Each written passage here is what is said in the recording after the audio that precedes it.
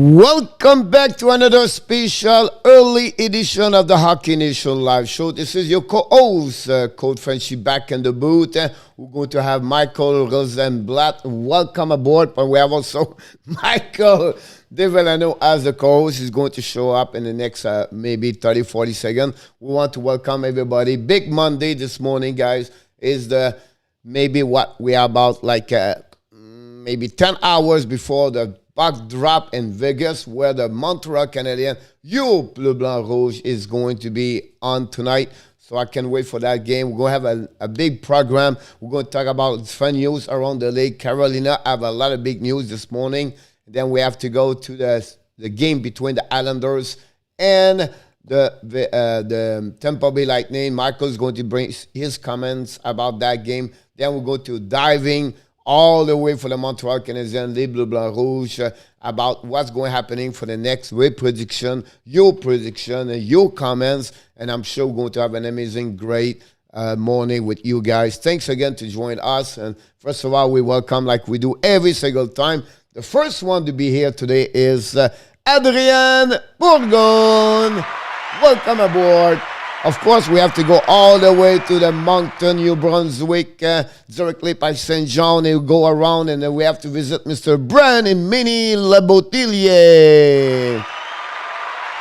Directly for Parkland, Boca Raton, and Coral Spring. Welcome aboard, Michael Rosenblatt. And like they are always here in the morning, Manuel Marquez and Shane Salmon. Welcome aboard.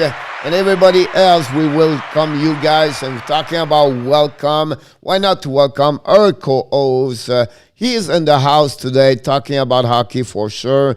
Mr. Michael Devellano, directly from West Coast and California. What's going on over there? What's going on over there? I have a little surprise for Yarmo and I know. I saw that one right away. I said, the first thing I picked it up. No, it's not you. It was your jersey in the corner. Yeah, I forgot I have this. It's a Ville Peltonen. It's a jersey I found in a thrift shop a number of years ago in Nashville. Really? Yeah. Wow. And I was like, I gotta get that. That's like... I always like those jerseys like that. I always like the Finland jersey, the Sweden jersey also. I think the time the world, Olympics or the World Championship, always the jerseys, pretty amazing to see that. So it'll be interesting to see that.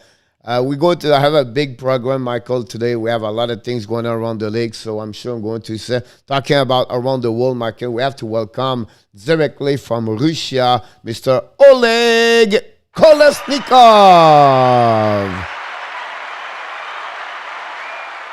And Mr. Michael Rosenblatt said hola to you, Michael. So it's a little bit Spanish this morning. Maybe he's in this class of Spanish right now. There we go. We got a little Spanish class. That's right now. I know you want to practice his Spanish. But let's jump into big news this morning happening about 9 o'clock a.m. when I was doing all around the league, Michael. Is this one over there.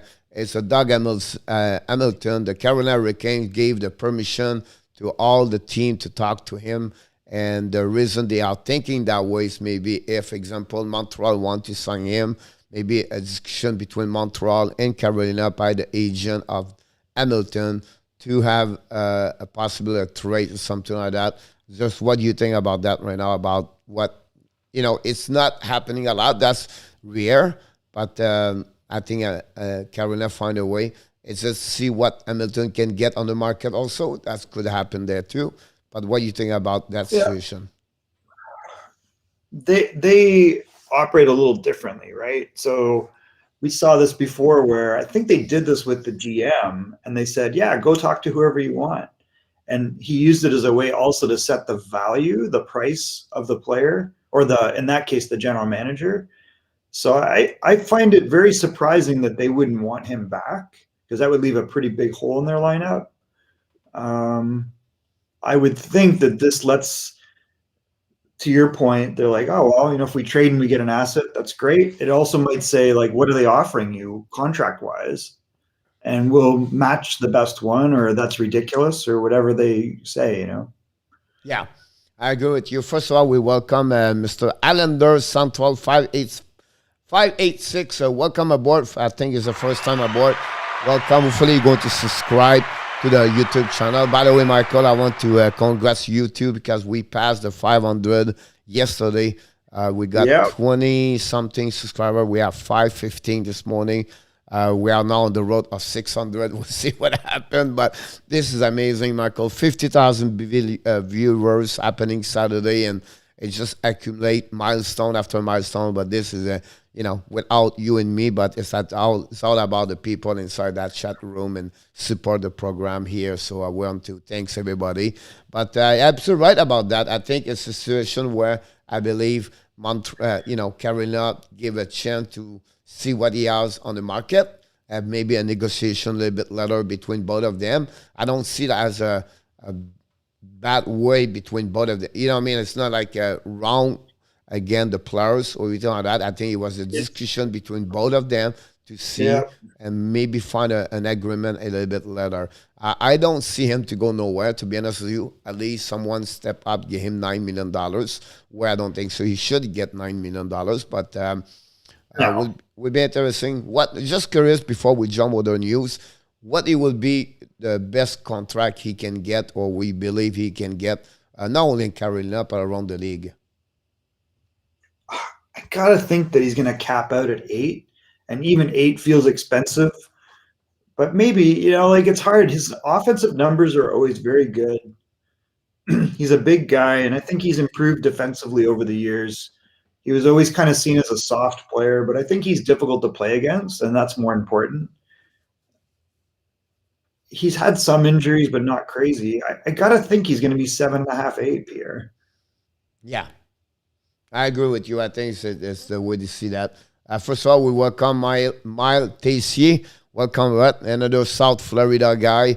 It's great to see Michael. A lot of people now is getting joined us, like from South Florida, and we talk about Miles, we talk about Michael, Tim, the Gator usually is here. We have Frank Salazar, and we have a few people, Michael. It's fine. It's good to see Florida people join our show, love the game, and talk about the game. I think it's great to see that. You know what I mean? It's not a market like Montreal, Toronto, where I think it will be like full of people, but it's good to see that. Right? Chen said that would be awesome. The next news, Michael, is coming again for Carolina. We have 3 news over there, and I think one of them is going to be interesting. I'm sure you remember him, but he signed as a 2-week contract. Eric Gélina, at 30 years old, play hockey. He been, I think he was drafted by Colorado before, but he get a couple of teams. He went to Montreal Canadiens at some point. He went to Europe the last couple of years. Now he got an offer from Carolina. What do you think about that one, and what he can bring on the market? I don't mind him. I think the challenge for him has been skating. I think that he's like kind of good this way, and he's got some offense. He's a big guy, and he can shoot the puck. I think it's always been a bit of a challenge, like with this game increasing in speed, that he would get into some trouble that way. He's played in the KHL, I think, the last couple of years, and didn't he play with Moritz Seider? Possible. No, he has a rocket. To be honest with you, have a big rocket. He can shoot it. He can bring it. But it's funny. He's not the only one, Michael. And you mentioned this all the time. You have so many players, Michael. They cannot make the NHL, but they are so good at AHL, but he's still missing something to stay in the league. That's the one over there.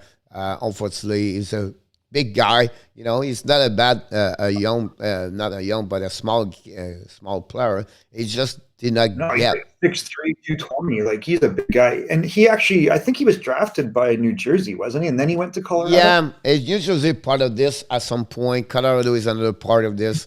If he make a couple of few teams. I don't think he played with Montreal, did he? Oh, he played Laval. Yeah. And he played in the Swedish elite. He played 1 year in Bratislava, which is like Slovak in the KHL. But I think last year he played with Rogel, and he is Moritz Seider was his partner. Yeah. So that's really interesting. It's good to see a kid like this. He never gave up. Like, we talk about 30 years old, Michael. Not about 24, 25, but 30 years old, keep consistent, try to believe, and have a dream and then could have something back in the NHL or an American Hockey League. Now it would be the last part of his journey, but it's good to see that. For me, it's great to see kids like that, 30 years old, and still doing this. And congratulations, Carolina, but also Eric Gina. I think it's good to see that for sure. Next news, Michael. Well, it's interesting given that they're letting Doug Hamilton talk somewhere. Yeah, exactly. The next one, Michael, is this one. I'm sure you know him because we talked about him last year. But Vasily Ponomarev is going back now, not back in QM next season. He's going to be playing KHL, and the Carolina let him go there for the season 21-22. What is your thought about this? And he was a 53 overall pick in 2020 draft. I don't know what this says because I mean, first of all, I don't think he's ready to make the NHL, and I don't think that was a given. I'm surprised they wouldn't put him in the AHL, but it might be because there's uncertainty. There might just be like an unknown, and this gives him a chance to get on a spot with Spartak. So that might be the thought. You know, I don't love when guys like this go from Quebec to KHL because they probably are really challenged for ice time. We know that in the KHL, the younger guys don't get played a lot of the times. They're going to be buried in the third and fourth line. And then it's also the bigger ice. So I don't know. I'm not sure what this says. To me, I would like to see him develop in the AHL. Yeah. First of all, we welcome Eli the Wolves. Great chat last night with Eli. He's a good, he bring a lot of comments in the house. But Michael always said this one over there. For me, it's about, this kid came early and 16, 17 years old in QM, everything like that. He's not kids go to school. He's not a kid he's going to be a degree. He's not a kid he's going to get that route. Right? I think the money is a part of this, what he's looking to get over there. Secondly, I'm surprised he got only 38 points and 33 games. He was one of the best players for them like 2 years ago. He played with Mavic Bourque and those guys, the players over there. And I thought he was going to have a better year. Thirdly, I think, like at least, I don't know. I'm not sure if he signed already a contract with them or not. Or something I have to look about that. I'm sure he would have had a contract. That's why they released him. Yeah. So I think at some point he's going to be there for play more, play bigger, because he can come back one more year with the Shongan, Michael. He's 20 years old. He's not aged out, but I think he find a way maybe better for him to learn about playing with big, adult league or something like that. I can call it like that one over there. But I think for me it'll be let him play in the AHL where he can follow up him. He can see what he look like, everything like that. That's a little bit surprise for me. It's not something happened, Michael, maybe but you experiment with WHL and everything. It's not something happened a lot, right? They turn around, the junior goes straight to KHL or SHL. I don't see a lot of player does it usually. They go from QM, they still have one more year, and they don't go to AHL, but they prefer to go like. That's why I say I would rather see him do that. Yeah. But I think what this is signaling is there's still uncertainty. We know the KHL is going to play. We don't know what's going on with the AHL yet.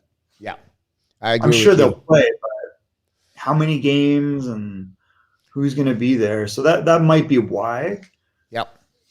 But we don't know firsthand. 2 news, Michael, from the Columbus Blue Jacket. The first one, of course, is a signature of the forward Gregory Hoffman, a 1-year contract, 2021, an AAV of $900,000. He got the right from the Carolina on February 13 and the exchange for a 7th-round pick in 2022. He played last season. You can see on the SHL. Yeah, Sweden. He played over there. I don't know him personally, but yeah, it's he's 22, I believe. I could be wrong. I've never seen this kid play, but during the time you search, I will welcome Denise Ellen Chalifo. Good morning, directly from Alberta. He's a Swiss-born player. Yeah. Wow, he's got a lengthy travel resume. He's played a lot for Switzerland. including he was an assistant captain at Zug, which is he had pretty good numbers in the Swiss league. Yeah. 41 points in 36 games, 47 points in 50 games. So that'll be interesting. He's a Are you 92 surprised birth. about that He's one over there? older. He said Greg Hoffman to a 1 year, a one-way contract. So what happening? So if he's going Yeah, back, he's older, Pierre. He's like 29. So what happened? He's go back on the AHL. I think what they're saying is you can. He's probably. I mean, his numbers are very good over there. So I think he'll have to be paid full salary if he goes. Yeah, in the that's my AHL. point. It's like he's not And going he to would get a also have to double. clear waiver. Yeah, that's what I was interested. Michael, Yeah. Chainsaw Man, I have a question. Maybe not a question, but what do you think about Wesley's statement about he think that because you have a lot of players maybe will be drafted from Quebec Junior Major because they are maybe the only one play. Is it an advantage for them? Well, we didn't see anybody from the Ontario League, but the WHL played 25 games. I don't know. It's a weird draft year, Pierre. The 2003 draft has a lot of overage 2002s. You have a mix, right? It's very strange how many 2002s are, especially at the top. And the way that works for people that don't know is if a player is born after September 15th in their draft year, they have to wait the whole next year in the NHL because they can't sign a professional contract is the logic until they're 18. So we see even like Owen Power is a 2002 birth year. I think Eklund's a 2002 birth year. Like you go down, you're like, wow, there's a lot of 2002s in this draft. And like Ben Ayers, that's why I'm very curious about Ben Ayers and Power because I think they're both good prospects. But usually, what happens? You draft an 18-year-old and then you watch him through his 18 to 19 year, and you see him develop. Well, you're already seeing the byproduct of that. So I think that's what we're seeing is we're seeing a lot of 2002s where they have seen these guys, they've seen them develop, they went undrafted, and those guys are getting pushed up a little bit. I see. I have a question for you, Michael. I don't know if you can see it. What is Shakir Mukamatulin? Best friend, we have a good time with his name and the draft the more I last year. watch him, what a great pick by Tom Fitzgerald, right? Yeah. I don't know what he's doing. Shakir, we haven't heard. I thought it was with KHL. He played in the KHL. Yeah. Mukamatulin. I could be wrong, but I think he got a couple of games he signed a contract for because he could not play in nowhere. Yeah, no. He so let's take a look. I don't know let's see if there's any news on him, but I'm excited by him. That's a guy that they picked 3 first-round draft picks last year. Yeah. And I'm excited by all of them. And even the guy they got in the 3rd, Nico Dawes, is a big goalie, played for Team Canada. Yarmir Pulock was their 4th pick. I think they really did great at the draft. I really like Dawson Mercer. Holtz is going to come over. So he's at UFA Salavat. So that's in the KHL. He played 39 games this year for them. I'm curious if he'll go back. That'll be interesting. So he said he disappeared. So do you have any news about him? Do you have something? I think so. I think my last what I read about him, Eli, was about KHL, but I don't know his stat in front of me right now. But maybe Michael on the searching on the side. He's not signed by New Jersey. What I'm wondering, he said he disappeared. Is he trying to get away from? Are you on the elite KHL? prospect, Michael? Can you check? Yeah. Okay. It says he's unsigned by New Jersey.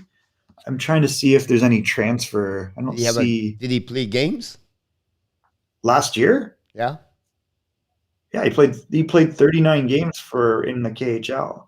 Okay, so he's just play which team? He's projected to play back in the KHL right now. Which team? Same team. It's called Salavat UFA. Sound good. Yeah. I think Joseph Michael, welcome Joseph directly from Houston. Joseph Michael is a great support us a lot. Come the morning, come the night. He said Damjoin is going to be a great GM. Are you agree with that? Absolutely. So far, I thought he made really good moves, and his draft was excellent. Draft was great, Michael. He traded 2 big players. He was with them, but he got a lot of good stuff involved back. I think he's rebuilding that team over there. And I know you guys, we don't talk about the draft mock, but just a quick question before we jump here. What if New Jersey's number 4 right now for 2021 is this called the 2021 draft or 2022? 2021. What do you 21. expect they will draft at number 4, or what do you think they will draft if he was right now today at that moment? I would go one of the defensemen, like either Luke Hughes or Edvinson if he ends up there. It'll depend upon they got a real good defenseman, Ty Smith. We see Muka Medulin might be not far off. Butcher to me, I would move on from. I think they need another top 3 type I agree with defenseman. you. And, Absolutely right right? about that. I think, I believe maybe Edmondson is not going to be picked. A lot of people talk about Clock now, Brent Clock number 3. I don't see that, me. But if it's Evanson is open, example, Michael is not going to put you on the bad place, but is Evanson is open up for them with Luke Hughes? Which one you get? I don't know, man. That's tough. I think Edvinson is real. They're both really interesting. That's what I say. And we saw a bunch of Eli. We saw a bunch of forwards make the NHL last year. Like they had the Maltsev kid who played real well, and then they had Sharagonov. Is that his name? He played very well. Like he had a great rookie year. So you add in Holtz with that. Like they've got a lot of really good forward prospects already. But I think that there's such high end D. And for me, I don't know. Like they already have Jack Hughes. They might opt to get Luke. But Edvinson is a really interesting package. Like he's a big defenseman. But there's only like a couple inches difference because Luke is like 6'2" as well. So they might just go another Hughes brother. He said they have also Alexander Holtz. That's what I was saying. Like they have Holtz. They have Maltsev. We saw Sharagonov. I think I might be pronouncing his name the wrong. future is great for them, of course. And I They have think a lot of Blackwood good have a talent. bad year, but I think Blackwood is a good, solid goaltender. He didn't have a bad year, really. He just was hurt, I think. He got hurt, but Right, after like- that, he struggled a lot. After was that, 14 like the and team 17 struggled here. after that. It's not only him, honestly, but I think with Blackwood, they have a good, solid goaltender over there. And I think Yeah. Joseph said move on with Frank Butcher. I think so. Butcher is It's sad. Butcher the have a real good issue year, with them- 1 or 2 year back to back, and then since that, he never been. It'll be interesting to see what Murray's going to do over there. As Murray's a UFA, I don't think so. They will be back over there. Of course, Subban is out also, so it'll be interesting about that one over there. Michael, we have to move on to the next one. What do you Sorry? mean by Subban is out? He's not at the end of his contract. Oh, no. No. He's got 2 more years or 1 more? Looking about this, we welcome I see Mr. one. Carey Price is in the house. You have to be good, Carey. He's ready to rock and roll tonight, buddy. He's confident and he's in top shape. I'll be right back. What about Sub? Okay, so we talk about Carey Price. I know he have to be solid for the next couple of games. We're going to talk about the Montreal Canadiens the next time after we finish the comments about the New York Islanders and the Tampa Bay Lightning. Before when Michael's come back, maybe ask you guys in the chat, how surprised are you about yesterday? What do you think about any comments about the game? Don't forget, please, to click on the likes if you don't mind. But any comments about the game yesterday? Yes, possible, Eli. Usually, a couple of months ago, Michael was running the show, and then it was me, Lou, do all the search. But now I'm running the show on my side, and Michael's now the guy searching. So it's very difficult for me to follow up with on the website at the same time. I click all the different things around here. But maybe you're absolutely right, Eli. Maybe I have 1 more year. And again, I did not mention he was. I was curious about that one over there, about Piquet Subban for sure. Yeah, let me take a look at this contract. I can't remember. Welcome aboard, Not Fair. I think the biggest issue is Bouchard, right? Like he's got a big contract, and so you got 1 more year with Subban. Eli, what he said. At $9 million. So Ryan Murray, to your point, is unrestricted. They have Severson. I think Severson's a pretty good top four. The real answer is Ty Smith, but I think they need one more guy. Yeah, Man, the they have price is a right. very favorable contract with Mackenzie Blackwood. He's signed for 2 more years at 2.8, Pierre. Wow. We'll be very That's pretty interesting good. about that for sure. Welcome, Nard Ferb. Hopefully, you're going to subscribe to our YouTube channel. You can ask any question. Michael will be the one who will answer to you back. Michael, we are back to the game right now. Yesterday, 2-1 win by the New York Islanders, and you can see the score. You can see the 3-star of the game. You see who was the leading on that game over there. But first, I want to ask you right away in the flat is what do you think about this game? What do you feel? And maybe after what you believe what's going to happen now from that part.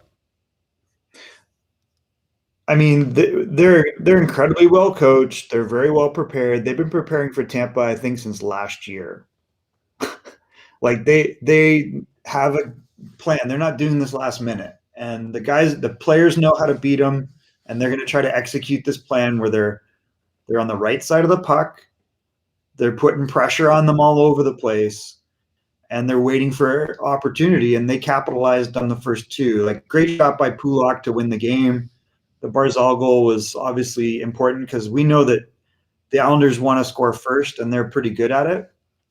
So I think that's their formula, right? Like they're going to try to keep these guys in check, and they'll try to hold them off, and it's going to be tough. Like I think at some point they break through, but great goaltending from Varlamov. I mean, he was really a big difference maker, and they make it.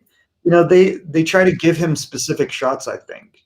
Yeah. And look at the face-off wins, Pierre. Yeah. 58. First, a pleasure, Denis. Second, not Ferb. Thank you so much to subscribe. I appreciate that. Very kind from you for the words. Michael, I said, you know how I would have the press conference and like that, and I come back right away to John Cooper after that. And John Cooper said, "Look, we have a great work ethic yesterday. We work hard." Right. The second thing he said, execution was pretty good, but he said the mind was not there. And when he said the mind is that's about the mindset before the game. It's about the decision, the awareness on the ice. And I think he was right. So I feel like sometimes they make an extra pass. It was not necessary to do, try to go too much on the back door or to try to do not aware what's going on around. I think Stanko's mentioned after a press conference, he make a mistake on the first goal of the Barzal over there. I think it was I think they work hard. Tampa, they show up for me. But I think they face to the team where you're absolutely right. Varlamov was exceptional yesterday. He played his best game, Michael, of the playoff. On the full goaltender start for that round number 3, I thought it was the worst. On the stat at 2.62 versus Vasilevsky, Price, and Fleury at 1.95 and a right average. And he showed yesterday he was maybe the best one so far.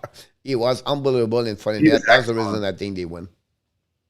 Yeah, no, he was excellent. 968 save percentage. Like he faced 30 shots. But very, very, as well as the Islanders played and as well as he played, it was still a 2-1 game. Yeah. And again, like yesterday, someone, I think it was Julius, bring this, and you know what I mean? Like you said, and the goaltender look great, or you have a better stat when your defensemen are great in front of you too. It's a combination, right? It's not gonna be only one goaltender because the defenseman. But I was very happy about he have a rebound. Yeah, if he don't save it. If the rebound was there, first the Islanders was always pick up the puck. After that, clean up the zone, everything like that. And I like the fact that at the third period, Michael, whenever they score one goal, the second goal, or the second goal, I see Islanders continues to try to score again. It was not sit down on the defensive side and the heel. The only goal from Tampa, Michael, it was on the 6 versus 5 on power play, honestly. They scored a goal. And that's pretty much what the Islanders gave to them. And I think the fact they did not go to the penalty box helping the Islanders to win that game yesterday. But great performance again. It's a team concept, right? It's a 20 players, a 5 every time on the ice, working together. and gave the chance to win over there. And look, I took 10.6, but I was really impressed by the way the Islanders start that series over there. Showed to them they are serious. Showed that Tampa they have to step up and to stop the offensive of Tampa, maybe at one goal, about 59 minutes, almost 59 minutes with 0 goal. I think that's amazing how Perry Trotz prepare his team for again Tampa. But that's right.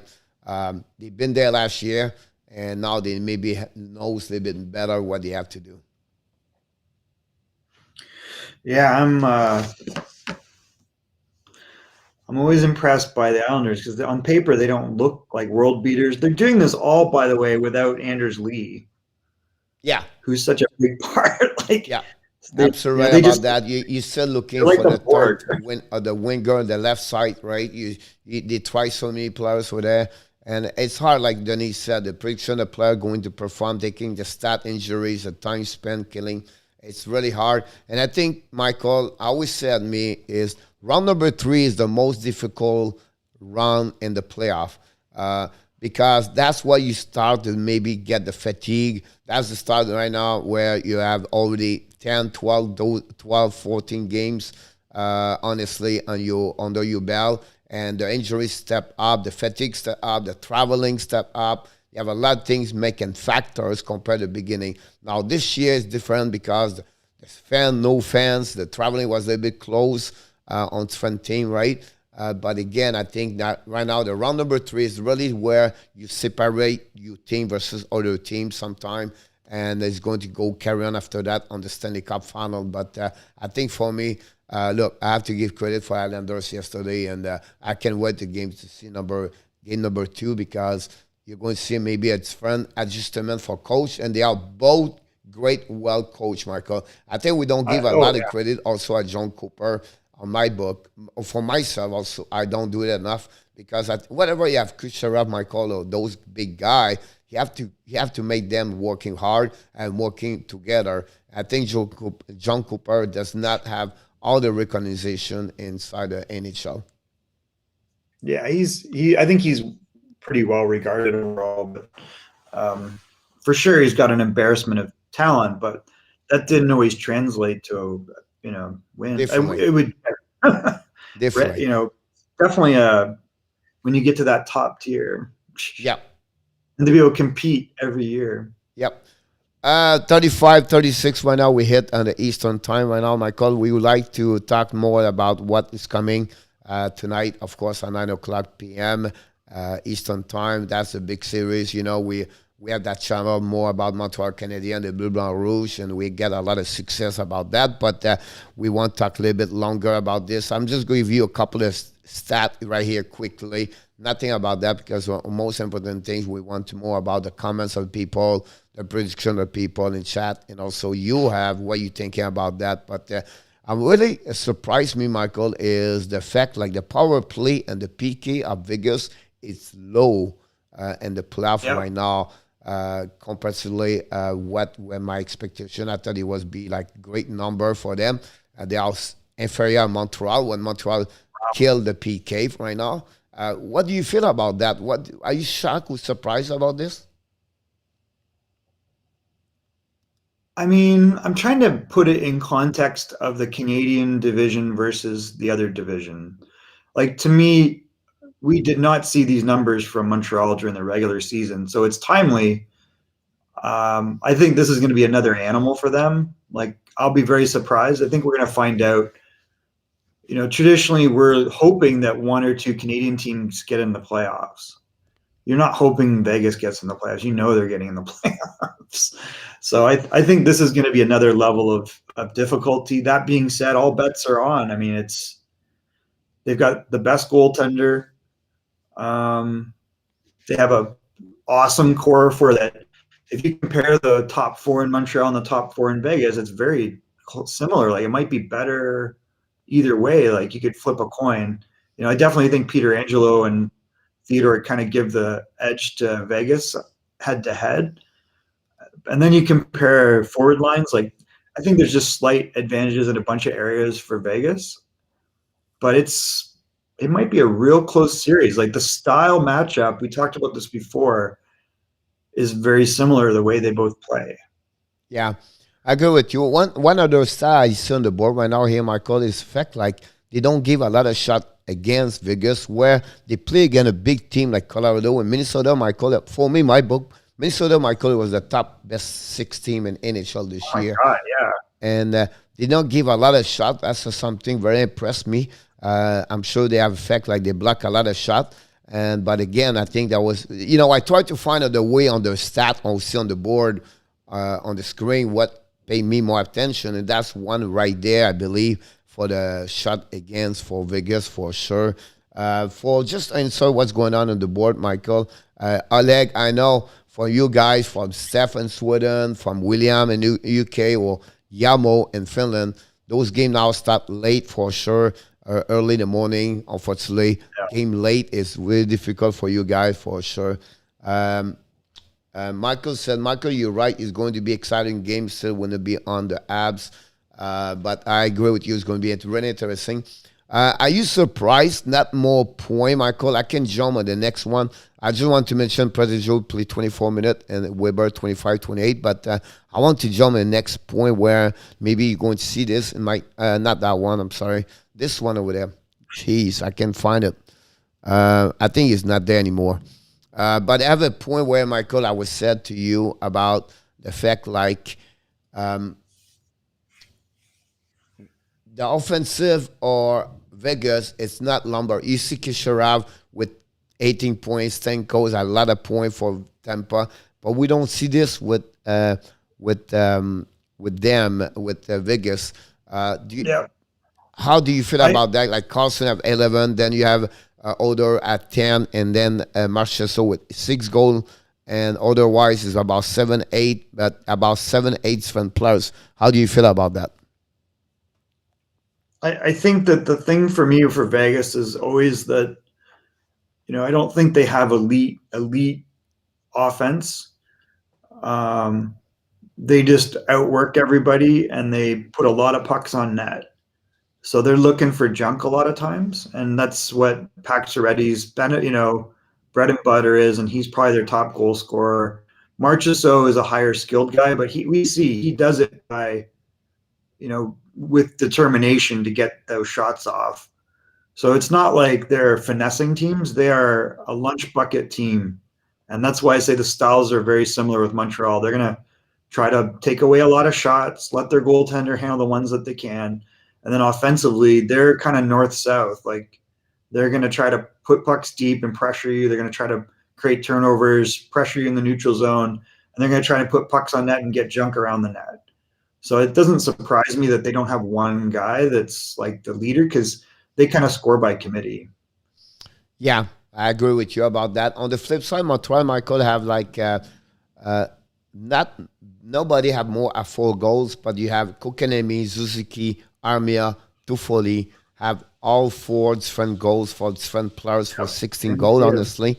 How do you feel about that? We have a small spread over for Montreal Canadiens. On the flip side, Anderson, Dano have only 1 goal for both of them.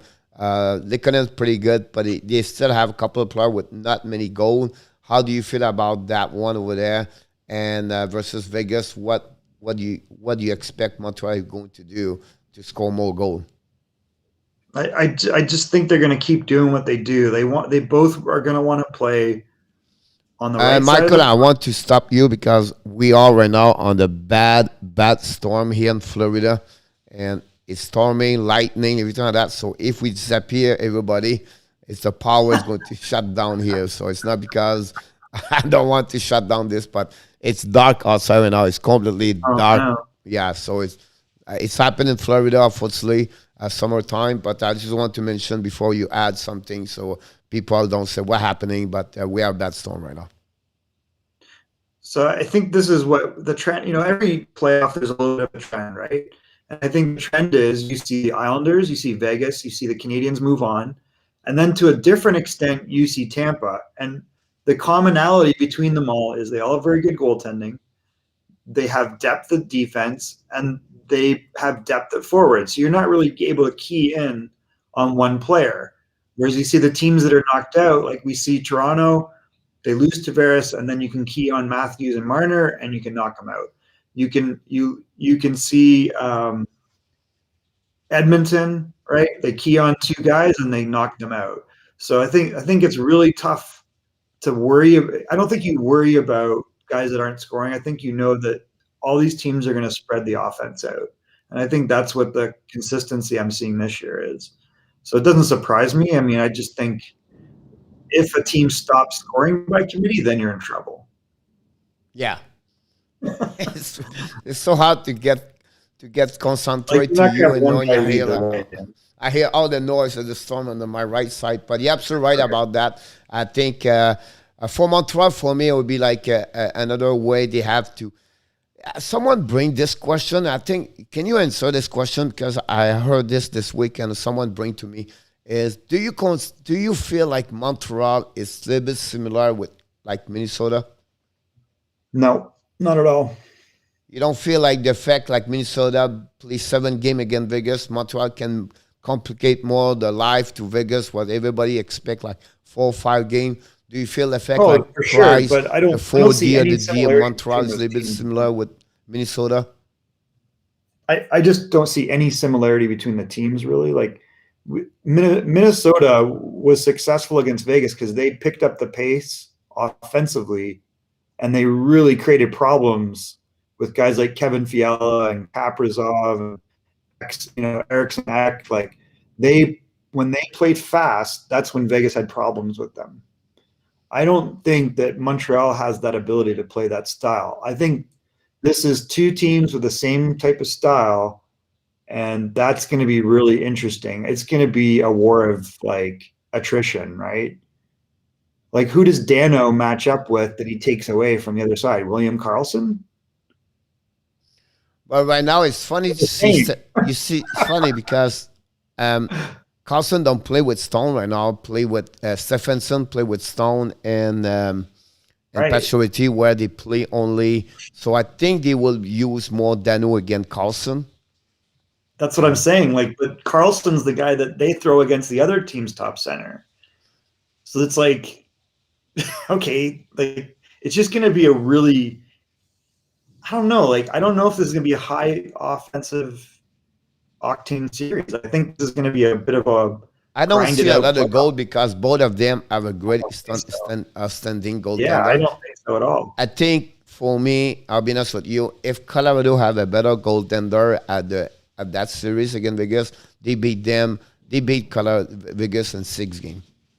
I think Gruber make look like Vegas better, and Colorado did not pass them because the completely the disappointment of Gruber the last 4 games against Vegas. Yeah, I think every time you said always, Michael said, you always said, they cannot lose 3 games. Colorado, it never happens during this year. It never happened 4 games. And then the reason I believe it was the completely Girard and Gruber make them completely lost that series. Yeah, I mean, so I think if you contrast what this could have been, if it was Colorado versus Montreal, then Colorado is going to, then you got Dano matching up against McKinnon, and you've got like an offensive team versus a very, counter. Vegas is based on 3 line, right? And I think remember at the beginning again, Winnipeg said the 3rd line, and I think Vegas have a better 3rd line versus Winnipeg, and they produce more points versus the Winnipeg. Yep. And that will be difficult for that. So you have to go match line by line. So who do you play? Kokenemi or Zuski line versus this line or this line? So it will be really interesting. The matchup for me will be something I would pay attention more tonight, Michael. At the beginning. I don't know if matchups matter against Vegas. I'm sorry again? This is my point. I don't think matchups matter against Vegas. Vegas is matching up against you to shut down your guys. So I think you have 2 teams with the same style, and it makes it more complicated for the coaches. Like, you're going to focus on Marchessault, you're going to focus on Stone. Like, it's a very different. You're going to focus on Pacioretty. Like, but my point to you is like to be interesting what Dominic Schum is going to do. Who is going to put Dano again? Who, and who are you going to put Zuski I don't think again? It matters. But for me, it's a matter for me. That would be important for them. They would not just bring everybody against everybody. That's not the Well, I point. know that, but I just don't see that it's going to change the outcome of this series. I think this is going to be a very grinded out series, and it's going to come down to, really marginal differences between these teams. For me, it's come down to one player. It's called Carey Price. That's it. That's what I'm saying. Like it's Fleury versus Price, but you got to get to those guys first. Yeah, absolutely right. Yeah, absolutely right about that. I think Carey Price, if he stand up like he did the first round pick at the two first round, that's maybe Montreal can go all the way to 6-7 game against Vegas. Montreal's going to have a way harder time getting to Fleury than any goalie so far. Yeah, that's what I'm saying. Like this is going to be the most grinding series we've seen. Yep. Welcome, Henry. Welcome, William. Thanks to be a part of the show today. Absolutely right, Michael. I think for that will be really interesting about what's going to happen. Of course, we have to mention we're going to be live stream tonight at 8:30, 30 minutes before the game start. Michael, we're going to do the pre-game, and then after that, we're going to go to the game at 9 o'clock. The power will honestly drop at 9:08. Of course, we have also, Michael, a little bit talking about the schedule. Montreal play tonight, Wednesday, but now, like every 2 days you have a game, right? Every team play every 2 days all the way to the end. So Montreal play Monday, Wednesday, Friday this week, and then the New York Islanders play Sunday, Tuesday, Thursday. Before we go, Michael, we'll go back to we almost shut down. We're going to be close here. We have something to have there. Montreal has good job slowing down the tempo of the game. I think they will help be a little bit more successful against Vegas. I think for me, I want to see the physicality of Vegas against Montreal. That will be something I need to look more about what Alex Darkline is going to do and those, Jen Mark and everything like that. How they're going to respond against Montreal Canadiens. And of course, Pacioretty is going to be interesting to see that against Montreal. But Michael, before we go, what do you expect for the game between Islanders and tomorrow? Again, quickly about that. How you see them? They're going to respond, and both team. What is your expectation? I think the first goal is going to be super important. The Islanders will be on a mission to score their first goal, and I don't know how long you can keep Tampa to one goal game.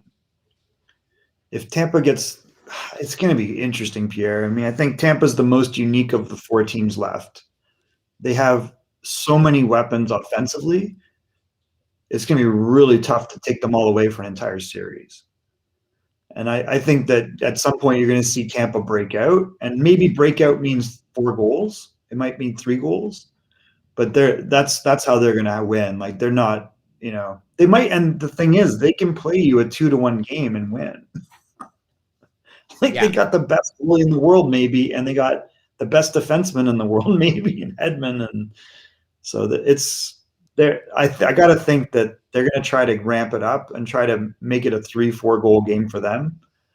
And you're going to just see the Islanders like blocking shots, checking guys, pissing off. Holy crap! That was a good one.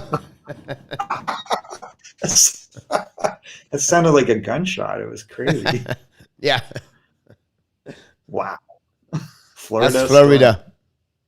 But yeah, I think that's the key is like Islanders are going to try and keep it mucked up. They're going to try to be on the right side of the puck, block a lot of shots, pressure guys, and play 4 lines. And matchups are going to be really important for them.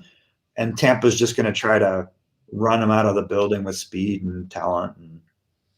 Yeah, Carrie is raining and storming right now. Carrie, she's in Boca Raton, so she's close to about 30 miles from me, but I'm sure it was a good one right now. It was a very good one about that one. Denise, welcome. Thank you so much, Denise, who's going to be an exciting match. Hopefully see you tonight for sure.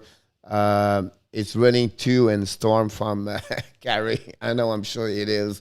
But again, Mike, just to see we know the first game is so important at any series. Just before we shut down, what do you believe is more important? Is it for Montreal tonight or is it for Vegas? I mean, I don't know. It's tough to say. Do you gotta think I more think Montreal. advantage for Montreal if they win that first game versus Vegas, or Vegas versus Montreal? I think Vegas has the ability to come back more than Montreal, but it's hard to say that because we saw Montreal was down against Toronto, and then they won 3 in a row. So they've won 7 games in a row, Pierre. You have two teams right now doing well, right? You have two teams. One team won the last 7 games. They never trailed for the over 400 minutes. They have a team just beat Colorado in 4 games. What expectation after 7-1 was not there. So both of them believe on themselves. Both of them are on fire right now, and we see what is going happening. You know what I mean? Yeah, it's going to be crazy. So any other thing you want to do, Michael? I know it's 55 right now. I think we did around the league, and it's going to be like this for the next couple of days because we only carry on 1 game and then the next game, and we'll see. But just want to mention, people on the chat room, don't forget to click on the likes before we go, and don't forget to if you have any comments before we leave the show. We'll be back tonight 8:30 for the pregame Montreal Canadiens. If you want to mention your prediction of we're going to win, Michael, we ask you this prediction to you, but for the rest of people in the chat, what is the final score tonight?